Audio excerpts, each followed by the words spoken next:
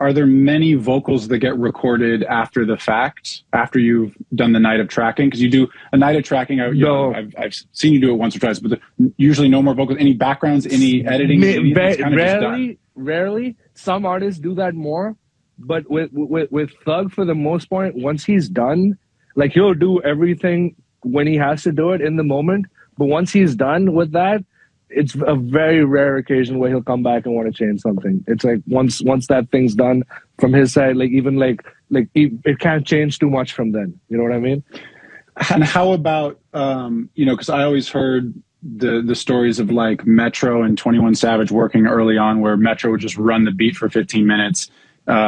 Savage would just like do his thing, and then Metro would go back and rearrange a song and basically put the song together, do the dropouts of the beats, do the low passes, all that stuff after the fact. That doesn't sound like your guys' workflow at all. Yeah, Metro does that a lot, and we even when we're with Metro, like we've done a bunch of show with Metro recently. In fact, that this day I was talking about when we worked till 2 in the afternoon is because Metro pulled up, and we did a bunch of songs. So with Metro, it's like I'll try to get him to say whatever and do whatever right then. You know what I mean? Like in the session, in the moment as you're writing, drops and stuff. Because there's been so many times where like he's done it after the fact that Thug looks at me, he's like, "Why'd you do that? And I was like, "Nah, it was Metro. Metro did that." He's like, "No." No, it was Metro. It wasn't me. It wasn't me, bro. This happened on Punk. It was like a bunch of songs. He was like, "Why'd you do that? Why'd you do that?" And I was like, "Nah, that happened when the stems were sent to me." Because this is another thing. Like, so the artist, you do a song with the artist of the 2-track, and then the stems come into the session. Okay, at a later point. Now the artist hasn't heard what the producer sent you. You know what I mean? It's just been, you've mixed it. So if anything changes in the production stems or anything, that's my fault. I didn't. You know what I mean? So that happened. That happened a few times on Punk. It's almost like it'd be useful to have here's the new production before I get into the mix. I mean, that's how in pop world there's revisions. There's like exactly working on a project right now where it's like there's an initial demo, and then I did a second demo where we rewrote some stuff, and then we did like a tracking demo, and then I sent a rough to them, and I'm like, this is like 85% finished, and it's like and I'm going to mix it too. So there's going to be 9 versions that they hear. No, definitely. Like, so the only time, like, if it is a producer that he knows personally, that he works with, like a Weezy or Metro or London or anyone like that, it's still cool if they add stuff, and because he like kind of trusts their opinion. If it's a new producer, like, or just someone that he doesn't know, and they try to change something when they send the stems, that's when I put my foot down. I'm like, nah, dude, it needs to be exactly the same. Like, and people will try to slip stuff past you, like you're not going to realize that they like lost a sample or a sound and they've changed it with something else. That's the most annoying.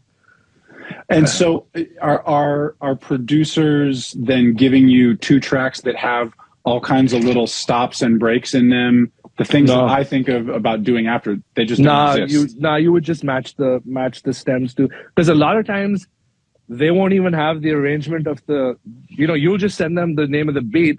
Like sometimes I'll send them the new 2-track, because we do, we like more than like the drops and the chops and all, that's easy to replicate.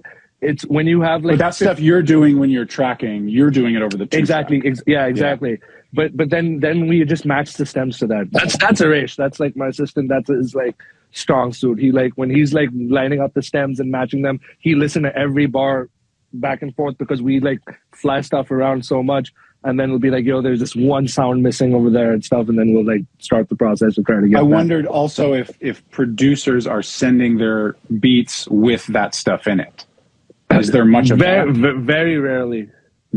If it's part of the original production, like drops and shit once in a while. Yeah. Like Metro is a good example, because he'll give you the stems right away, and then he'll like do individual drops then in the session when you're there. He's doing it in the room with you. Yeah, most of his sessions, because he does it in Pro Tools, he like will. Nope, I lost you again.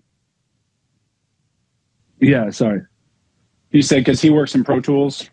Yeah, he produces they have all their sessions stemmed out in Pro Tools before it's even recorded too, because he like produces kind of like that. So with them it's easier. They're like, Ethan's really dope with that too. He'll like get something to me or send me the session and stuff like that. So we'll be able to it's just things that happens, because then it's easier. You can drop a snare out instead of doing a whole drop and stuff like that. You have way more freedom if you have the stems. Yeah. But again, in the tracking session, that usually doesn't happen, man. Thanks for watching. Just a reminder, all of this content is free. There's no secret knowledge here. There's no Patreon. We don't read ads. We don't have sponsors. We're just trying to build a knowledge base. All that we ask in return is that you share it with somebody. Thanks so much.